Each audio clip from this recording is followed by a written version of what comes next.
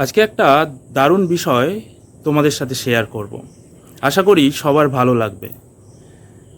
Pygmalion in the classroom বলে একটা বই প্রকাশিত হয় 1968 সালে। এই বইটা একটা রিসার্চের উপর বেস্ড করে লেখা। সেই রিসার্চটা করেন রোজেনথাল এবং জ্যাকবসন বলে দুইজন মনোবিজ্ঞানী। জ্যাকবসন ছিলেন স্যান ফ্রান্সিসকো স্কুলের প্রিন্সিপাল, রোজেনথাল ছিলেন হার্ভার্ড বিশ্ববিদ্যালয়ের অধ্যাপক এবং তিনি সেখানে গবেষণা করতেন। তো তারা দুজনে ওই সান ফ্রান্সিসকো স্কুলের নামটা গোপন রাখা হয়েছে, ছদ্মনামে ব্যবহার করা হয়েছে ওক স্কুল বলে। তাই এই এক্সপেরিমেন্টটাকে ওক এক্সপেরিমেন্টও বলা হয় এবং পিগমেলিয়ন এফেক্টও বলা হয়। পিগমেলিয়ন নামটা কেন সেটা আগে বলে দেই। এই পিগমেলিয়ন শব্দটা এসছে গ্রিক পৌরাণিক কাহিনী থেকে। পিগমেলিয়ন নামে একজন ভাস্কর ছিলেন, অর্থাৎ তিনি মূর্তি বানাতেন। তো নিজের মূর্তির প্রতি তিনি এতটাই প্রেমে পড়ে যান এবং খুব জোরালোভাবে চাইতে থাকেন যে ওই মূর্তিটা জীবন্ত হয়ে যাক তার জন্য, এবং সত্যি সত্যি দেবতারা তার কথা শোনে এবং একসময় ওই মূর্তি জীবন্ত হয়ে যায়। তো সেই জন্য পিগমেলিয়ন এফেক্ট বা পিগমেলিয়ন শব্দটা রাখা হয় এই স্টাডির। কারণ এখানে আরেকটু বললে বোঝা যাবে, কারণ এখানে জ্যাকবসন এবং রোজেনথাল তারা দুজনে মিলে যে স্কুলে স্টাডি করেন সেই স্কুলের তারা আইকিউ টেস্ট করেন ছেলে মেয়েদের, ছোটো ছোটো ছেলে মেয়েদের। কিন্তু সমস্ত টিচারকে বলেন তারা এমন একটা টেস্ট করছেন যেটা বলে দিতে পারে ভবিষ্যতে কোন ছেলে মেয়েগুলো বুম করবে, দারুণ রেজাল্ট করবে, জীবনে এগিয়ে যাবে।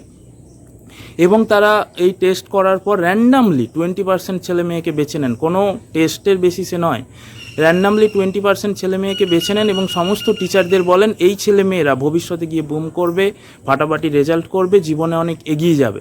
এবং টিচাররাও তাই বিশ্বাস করেন এবং সত্যি সত্যিই পরবর্তীকালে দেখা যায় ওই ছেলে মেয়েরা বুম করেছে, দারুণ রেজাল্ট করেছে এবং জীবনে অনেক দূর এগিয়ে গেছে। এর কারণ কি?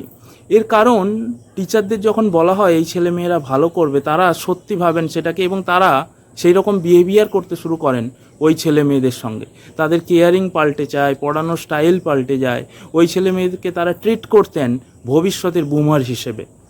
তো সত্যি সত্যিই তা হয়, অর্থাৎ কারো প্রতি বিশ্বাস কিভাবে তাকে পাল্টে দিতে পারে এই গবেষণা দেখলে তা বোঝা যায়। তাই আমরা যদি চাই নিজের উন্নতি হোক তাহলে নিজের প্রতি বিশ্বাস রাখতে হবে, আমরা যদি চাই অন্যদের উন্নতি হোক তাহলে অন্যদের প্রতি বিশ্বাস রাখতে হবে। আসলে সাইকোলজিতে বলা হয় আমরা যা ভাবি তাই হয়। এটা সত্যি, কারণ আমরা যা ভাবি, যা ভাবতে থাকি এবং যেটাকে সত্যি বলে বিশ্বাস করি, ধীরে ধীরে আমাদের সাবকনশাস মাইন্ড ওই রকমভাবে কাজ করতে শুরু করে, আমরা ওই রকম অ্যাকশান নিতে শুরু করি, ফলে আমরা ধীরে ধীরে তাই হয়ে উঠি। তাই শিক্ষকদের ছাত্রছাত্রীদের গড়ে তুলতে হলে, তাদেরকে ভালো করতে হলে, তাদেরকে বুমার করতে হলে, ভালো রেজাল্ট করাতে হলে তাদের প্রতি বিশ্বাস রাখতে হবে, তাদের প্রতি যত্নশীল হতে হবে এবং তাহলেই তারা কিন্তু বুমার হবে। অন্যদিকে শিক্ষকের কাছ থেকেও বেস্ট আউটপুট পেতে হলে ছাত্রছাত্রীদেরও শিক্ষককে বিশ্বাস করতে হবে, শিক্ষক ভালো পড়ালে তাকে অ্যাপ্রিসিয়েট করতে হবে এবং ইন্টারাকশান করতে হবে, তবেই কিন্তু বেস্ট আউটপুট পাওয়া যাবে শিক্ষকের কাছ থেকে।